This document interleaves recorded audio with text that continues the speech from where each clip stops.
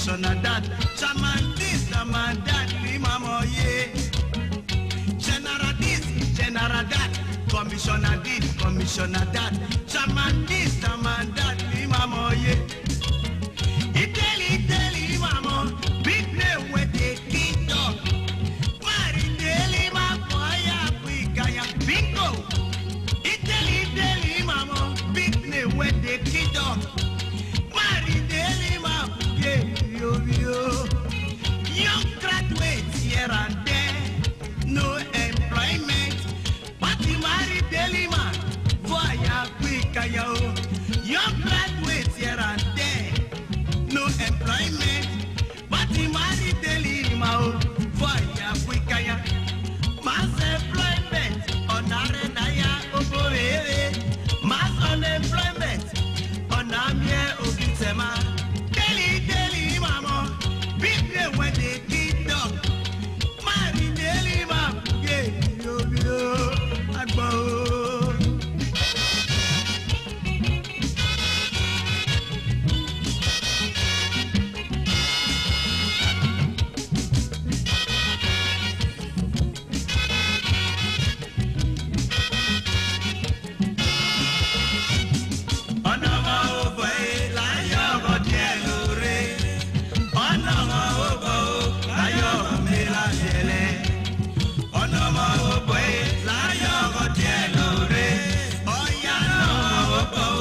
ayo melo yele osilore no ya ogena tekeni yomio oya pogamo agoni bega yo awo osore no ya ogena tekeni yomie oya pogamo agoni bega yo awo.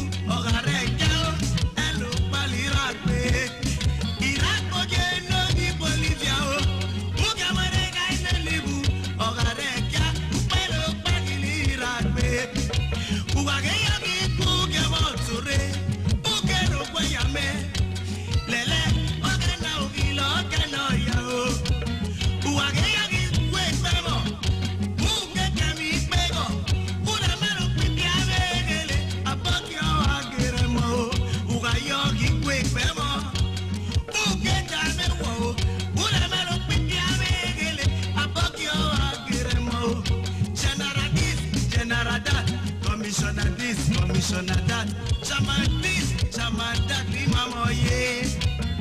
Italy, Mama, big day when they kick off. Mari, Italy, my boy, yeah, quick, Italy, Mami, Mama, big day when they kick off. Bingo, Mari, Italy, my, yeah, yo, Agbo, you get to get it. I mean, up here, Olivano. Yo yo, get together. I need a play to live alone. Erana, very good, no detoni yo yo. I go around with me. I take out the big order down. I like so make you. Yeah, I go around with me. Cook out the big order down. I like so make you. Yeah,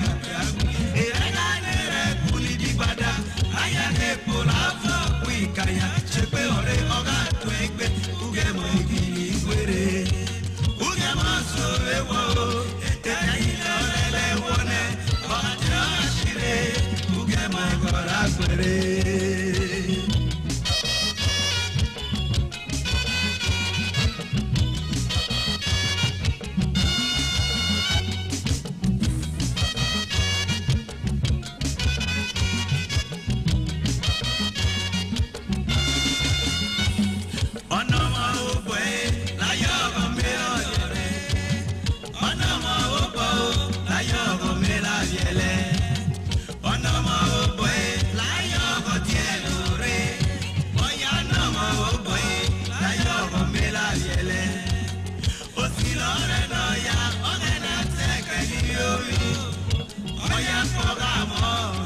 bega yo ao. Osi ore no ya, oge na teke ni yo ye. Oya foga mo, akone bega yo ao. Apa pore de oge la bunge ni yo yo. Apa pore de oge la bunge ni yo yo. Unye mama no ya oge na bunge marutu na o. Apa pore de oge la bunge ni yo yo. Oge na kamora kera kuola giyo pano yo mama. Apa pore de oge la bunge ni yo yo.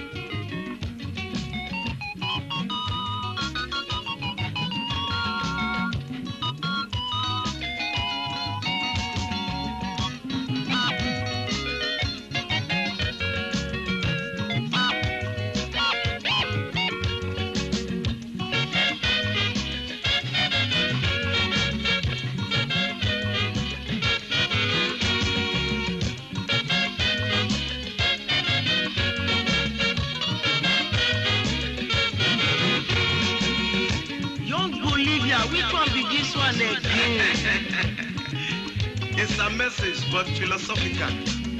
This is the voice of my people, the great Afema.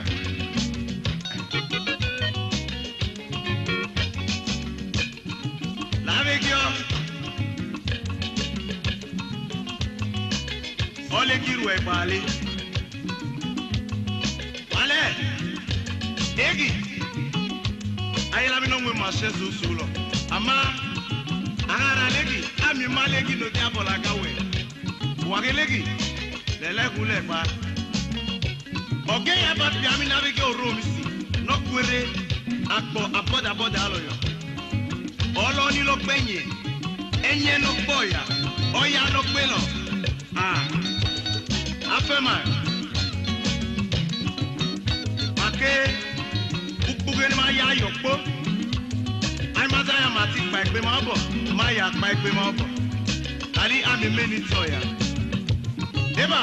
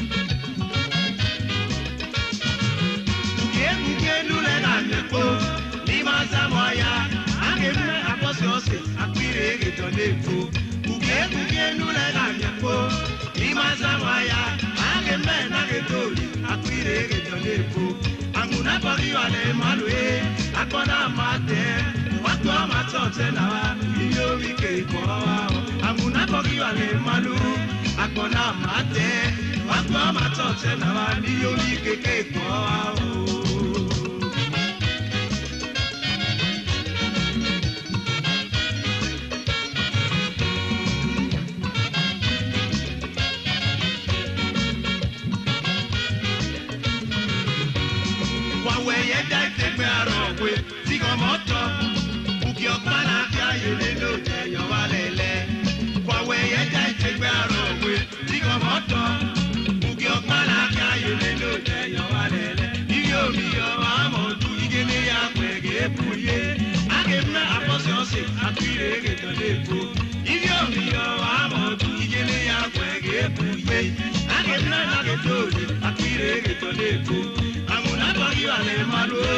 Akona mate, watu amatote na wani yoni keke kwa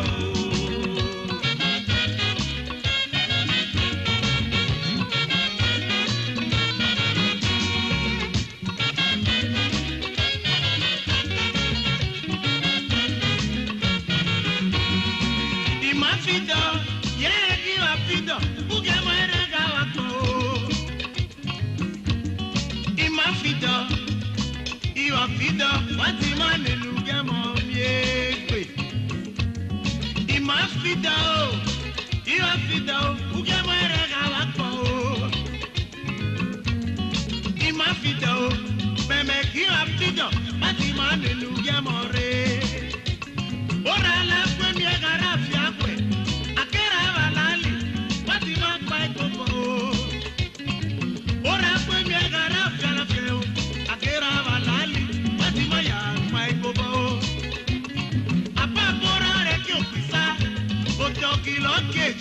ibi omi lebu ne akọ o apapora re ki opisa otogi lo kejo ibi omi lebu ne akọ ayo na ni pe go lolo ona mo ipapone lo ga na no bo ane o ayo na tune wa ki moto ene pune e ga tunu bo ane o ayo na ni pe go lolo ibi omi lebu ne ega na no bwane o ama aga na na rego no ya o oke aga na no kama o amora go muri go mi apiami no ya go kwae ya go kilo kama wa ge mi aga na go ri pe go ne no nunca na po ate nulupo dura ba okuye wa mi aga na go re ye rege ya po ya kuika ya amuro ya pioluke kuma peye no no piota mo ipe wa mi oge no re pabone ya fo ya kuika ya ate nulupo dura okuye ire manu wa mi ga mi na baba re lare iwa pa yo ko ami onele ami onakwe baba kula yo to wa bo ya kuika nya o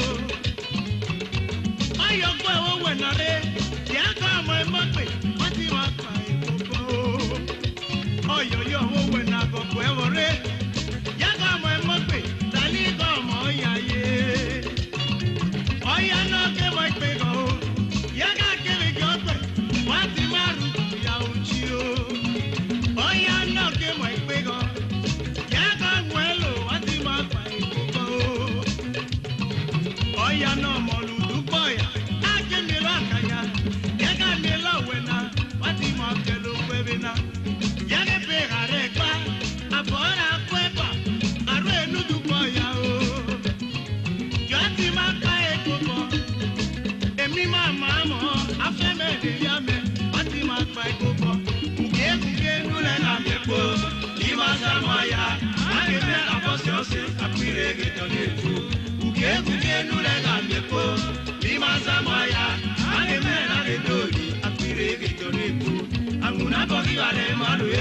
Akona mate, wakwa matote na wa, iyo kike kwa wa.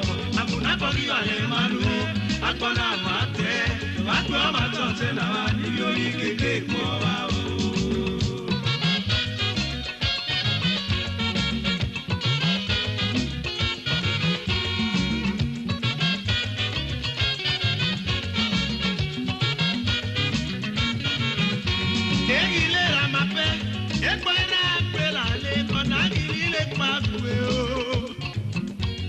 egile ramape ekwera pe lale yago nale makwe echali lego lo wa bebe ege la po ya kwika ya garande la onate o ape mai te mesomio ame menu so ma wati ma pa ekopo o iyo wa etioro ya pa riemo etioro ya pa riemo akona ma te wati ma pa ekopo o iyo wa wati ma ya mo rege pe ma ye iyo wa mo o ya pa pe mo o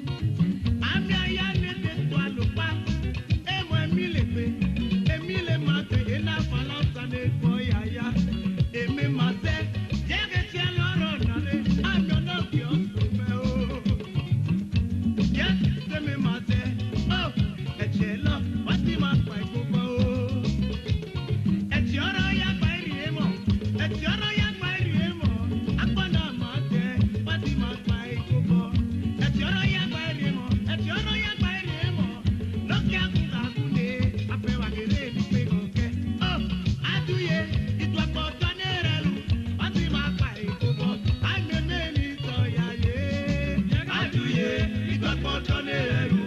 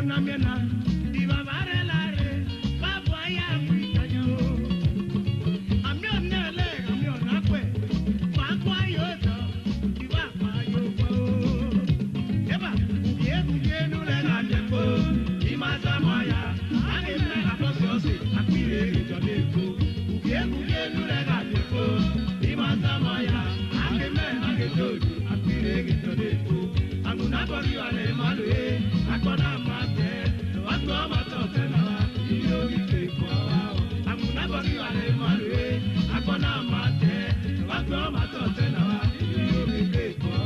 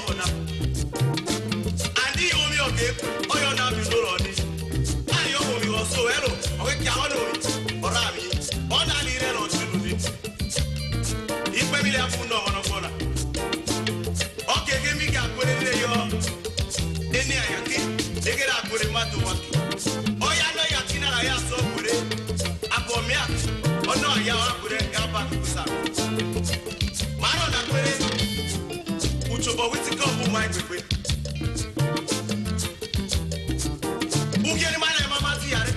Papa, Ikekwe. Abiwa is going to buy Ogoa. I am a lobo, Mama Cabit. Equal in a photo. Yammy of his about Donekwe. Now I'm meeting my head. Why I'm be? Why am I? Roy, I'm Piam or the Charlie Rapway. I am the Michael Rivali. Ikekwe. The one. Aboga so mi ni reja. Ikere na. Ono so pe mi ono aso. Okanegi o mi no tene. Aboga so ni reja e. Ikere na e. Ono so pe mi ono aso. Okanegi o mi no tene. Ige gadi me me. Oya me go fu my pepe. Ino ne so mi my yami.